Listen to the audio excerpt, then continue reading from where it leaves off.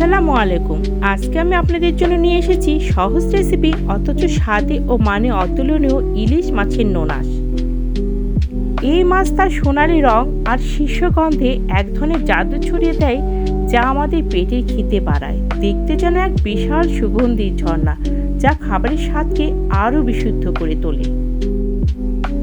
এখানে আমি গরম তেলে ছেড়ে দেব 1 কাপ পরিমাণ পেঁয়াজ কুচি। এগুলো লালচে বর্ণের হলে এখানে দিয়ে দেব 1/2 চামচ পরিমাণ আস্ত জিরা।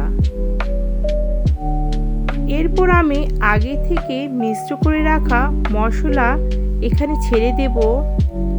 এই মিশ্রণের মধ্যে রয়েছে আদা বাটা, রসুন বাটা 1 চামচ করে, আছে হলুদের গুঁড়া 1 চামচ, মরিচ গুঁড়া 2 চামচ, জিরা ধনে গুঁড়া 1 চামচ করে, আছে স্বাদ মতো লবণ। এগুলো আমি ভালোভাবে নেড়ে চেড়ে নেব। মশলা থেকে তেল উঠে এলে এখানে আমি দিয়ে দেব পিস করে রাখা ইলিশ মাছ। এই মাছগুলো এই গ্রেভির মধ্যে কিছুক্ষণ নেড়ে চেড়ে নেব এবং মাছের মধ্যে উলটপালট করে দেব। ইলিশ মাছের নোনাস রান্না করতে বেশি সময় লাগে না, খুব অল্প সময়ে এবং খুব সহজে এই রেসিপিটি রান্না করা যায়। এভাবে এপিস ওপিস উল্টে পাল্টে দিয়ে এর মধ্যে আমি দিয়ে দেব 3 থেকে 4 কাপ পরিমাণ পানি। এখন আমি এগুলোকে ভালোভাবে নেড়ে চেড়ে নেব।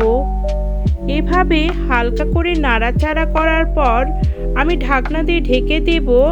8 থেকে 10 মিনিট রান্না করার পর এখানে আমি দিয়ে দেব আমার হাতে বানানো স্পেশাল মাছের মশলা। তৈরি হয়ে গেল খুব সহজে এবং অল্প সময়ে ইলিশ মাছের নোনাস।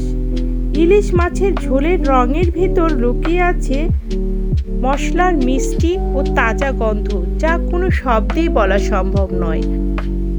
এই রঙটা এতটা লোভনীয়, এতটা আকর্ষণীয়, দেখে মনে হয় এক প্রাকৃতিক শিল্পকর্ম।